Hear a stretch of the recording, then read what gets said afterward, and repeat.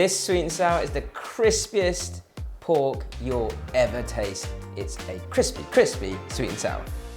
Welcome back to Wok Wednesdays. I'm Jeremy from School of Wok, London's premier Asian cookery school, and this week's Wok Wednesday is a proper crispy Wok Wednesday because we're doing a crispy sweet and sour pork, or guo bao rou, which is a Dongbei style sweet and sour pork.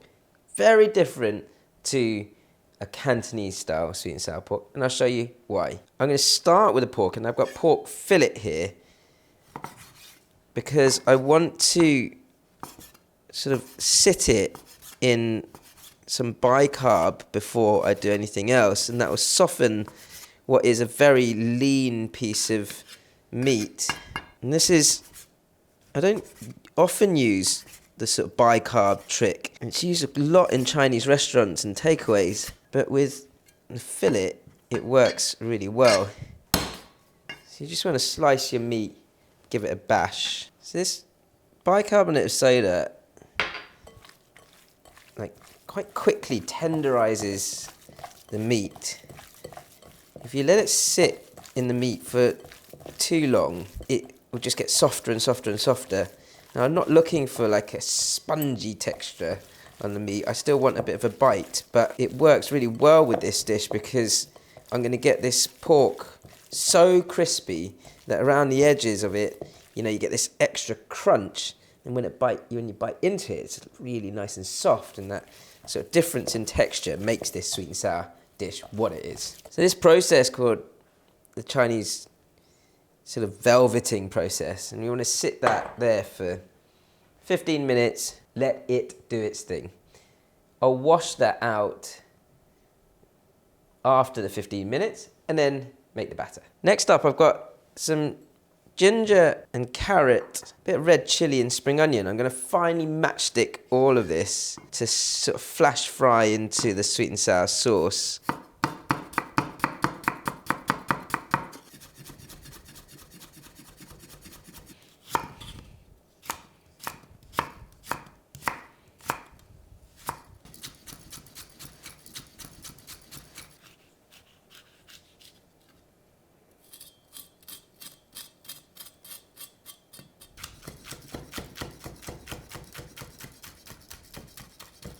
Now the chilies and the spring onion are just to garnish at the end. And I put them in a little bit of cold water to hopefully curl up a little bit.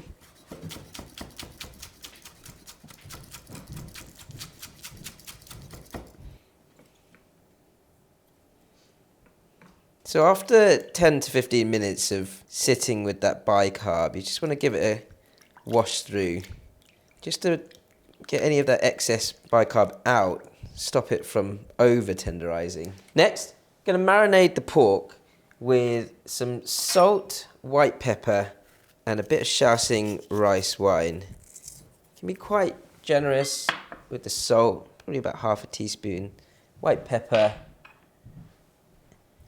and about a tablespoon of rice wine. And then this is the weird part of this sweet and sour, because the batter is basically just cornstarch or corn flour and water. 250 grams of cornstarch to 200 mils of water. And when you mix cornstarch and water together, it creates this gloop.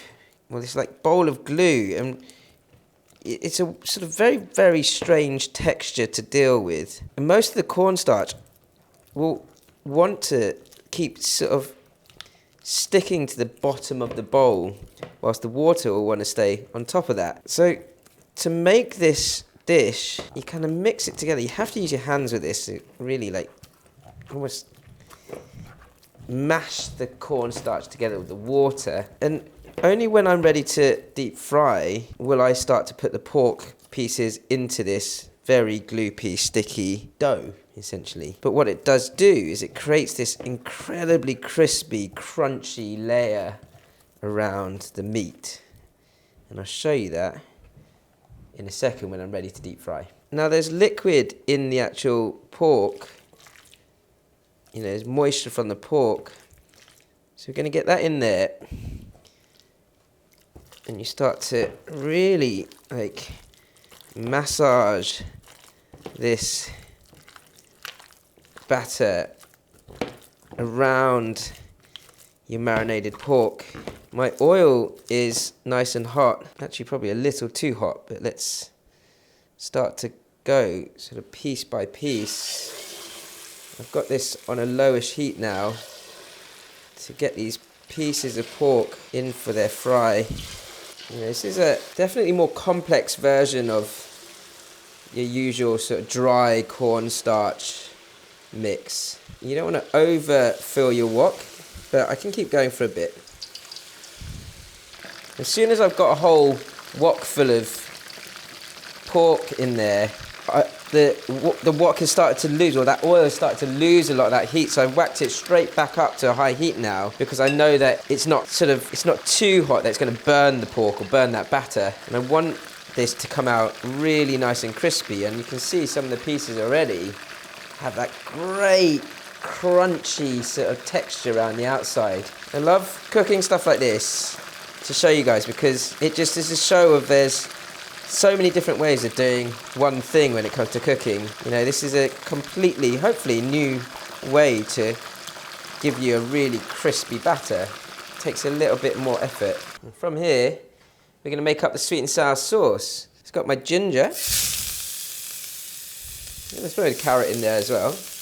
Give that a good stir fry. Couple of flicks through, and then allow that to build up heat. And I've got some rice vinegar, and it's about 6 tablespoons of rice vinegar and 4 tablespoons of water here. That's going to go into this smoking hot wok with the ginger and carrot. And you see that just bubbles up straight away. Sugar to help caramelize and create that sweetness for the sweet and sour. And it's about 1/4 of a teaspoon, let's say a pinch of salt. And I cook this until it starts to sort of turn into a bit of a syrup. And that pinch of salt in the sweet and sour syrup just balances it out a bit, and sort of it takes out the sort of hit of sour. It's almost like if it was just sugar and vinegar, it would be a little bit too extreme in flavour. You can see now at the moment that is still a little on the watery side. So I'm waiting for this to get a little bit stickier. Just keep stirring that as it reduces into syrup. We're almost there. What I want is the right texture to stick to this crispy pork without losing the crispiness. You see that there? Getting sticky now. Once it's sticky, flick it through 4 or 5 times. The garnish of your chilli and spring onion just at the end.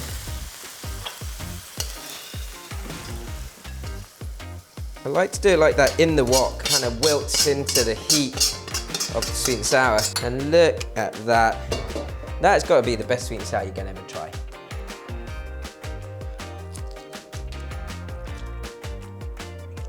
You can hear that crunch. That is absolutely delicious.